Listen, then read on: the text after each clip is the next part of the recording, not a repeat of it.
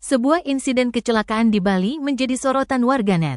Pasalnya, di tengah korban kecelakaan yang terbaring di jalan, seorang warga yang diduga seorang Balian memberikan pertolongan dengan ilmunya. Dalam video yang dibagikan oleh akun Kabar Karangasem, terlihat dua orang wanita terlibat dalam insiden kecelakaan di Jalan Raya Buitan Kecamatan Manggis Karangasem pada Kamis, tanggal 23 Januari tahun 2025. Terlihat dalam video, seorang wanita masih terlihat syok terduduk di tengah jalan raya. Sementara satu wanita terlihat tak sadarkan diri di tepi jalan. Di tengah insiden tersebut, warga yang melintas terlihat mengupayakan pertolongan. Terlihat juga seorang personil polisi sedang mengecek identitas korban.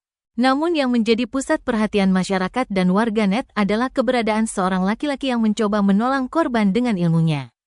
Dalam video tersebut terlihat pria tersebut menggerakkan tangan seolah sedang mengobati korban dengan ilmu yang dimiliki. Sontak video tersebut mendapat beragam tanggapan warganet di media sosial.